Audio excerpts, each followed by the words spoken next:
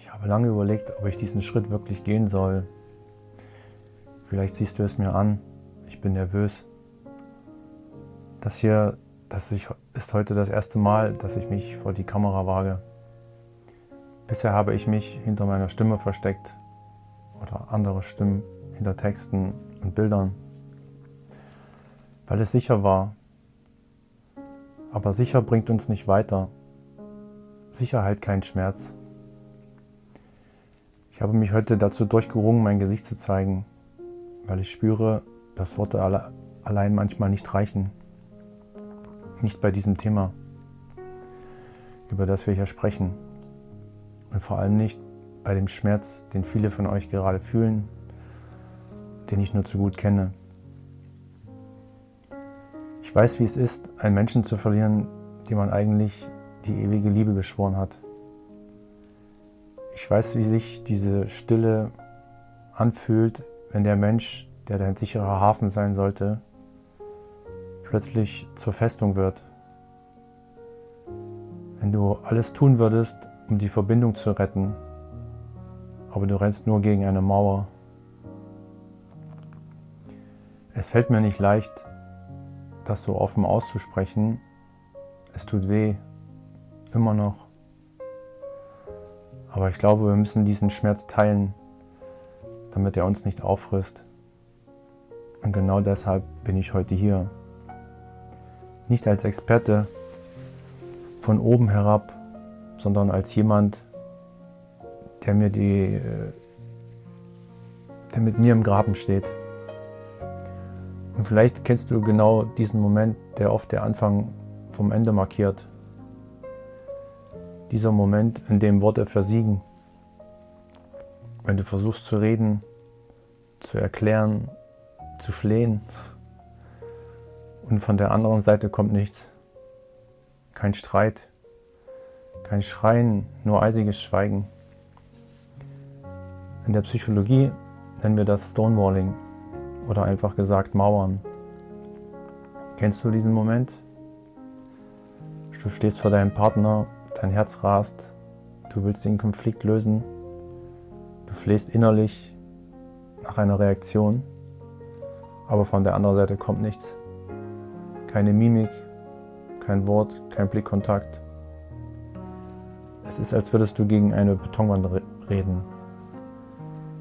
Viele Menschen erleben das als die grausamste Form der Bestrafung.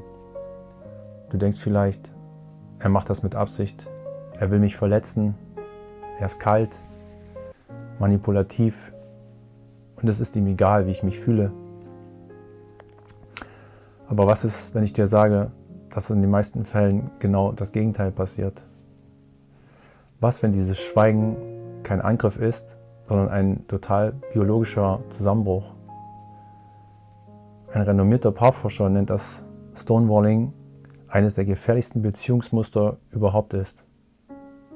Nicht, weil es böse ist, sondern weil es, wenn man es nicht versteht, fast immer zur Trennung führt. Aber das ist entscheidend, es ist kein Todesurteil, wenn man versteht, was im Körper wirklich passiert. Lass uns genau hinschauen. Wenn ein Streit eskaliert, steigt die innere Spannung. Worte werden schärfer, alte Wunden werden berührt. Dein Körper reagiert sofort. Adrenalin, Cortisol, der Puls steigt. Normalerweise bewegen wir uns im Konflikt zwischen Kampf und Flucht. Wir argumentieren oder wir ziehen uns zurück. Beim Stonewalling passiert etwas anderes. Wenn das Nervensystem die Situation als nicht mehr bewältigbar einstuft, zieht es den Stecker. Nicht metaphorisch, physiologisch. Dein Körper schaltet in einen uralten Überlebensmodus. Freeze, Totstellen. In diesem Moment wird die Durchblutung jener Gehirnbereiche reduziert, die für Empathie, für Sprache, für Reflexion benötigt werden. Das Sprachzentrum wird gehemmt. Das bedeutet ganz praktisch, der Mensch vor dir kann gerade nicht kommunizieren. Nicht, weil er nicht will, sondern weil sein System es nicht zulässt. Deine Worte kommen nicht mehr als Sinn an, sondern nur noch als Bedrohung.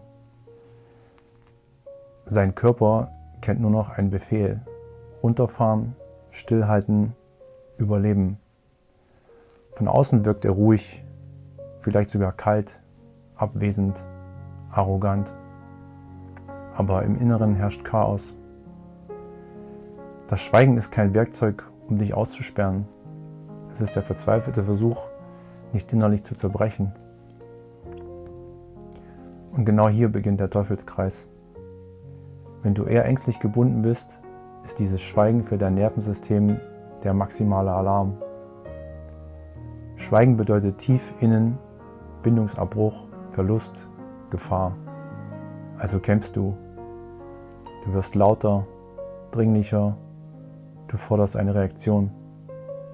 Nicht, weil du angreifen willst, sondern weil du Nähe suchst. Aber für den Partner im Shutdown ist jedes weitere Wort zu viel. Je mehr du drängst, desto tiefer zieht er sich zurück. Du fühlst dich verlassen, er fühlt sich überfordert. Zwei Menschen, die sich lieben, stehen sich gegenüber und kommen nicht mehr zueinander. Niemand gewinnt. Die Lösung liegt nicht darin, den anderen zum Reden zu zwingen und auch nicht darin, sich selbst zu verleugnen. Die Lösung liegt in Regulation. Wenn Stonewalling beginnt, muss der Konflikt pausiert werden. Nicht beendet, pausiert. Es braucht ein klares Signal, ein vereinbartes Stoppwort und eine klare Zusage.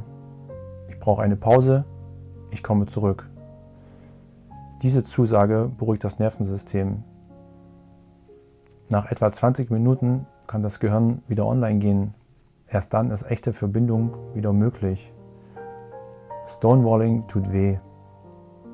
Aber zu verstehen, dass es oft kein böser Wille ist, sondern ein kollabiertes Nervensystem, verändert alles. Ich weiß, wie schwer dieser erste Schritt ist. Ich habe ihn damals nicht rechtzeitig gemacht. Und das ist der Preis, den ich heute trage. Aber du hast die Chance. Das Schweigen zu brechen erfordert Mut, mehr Mut als Schreien. Es fordert die eigene Rüstung abzulegen, genau dann, wenn man am verletzlichsten ist. Aber glaub mir, es lohnt sich für die Liebe und für dich selbst. Wenn du den Mut hast, schreib mir in die Kommentare: Ich breche das Schweigen, damit wir sehen, wie viele wir sind. Und wenn dir dieses Video geholfen hat, lass ein Like da. Abonniere gerne den Kanal, damit du keine weiteren Deep Dives verpasst. Mein Name ist André. Das hier ist Gewaltfrei Lieben. Danke für deinen Mut. Bis zum nächsten Mal.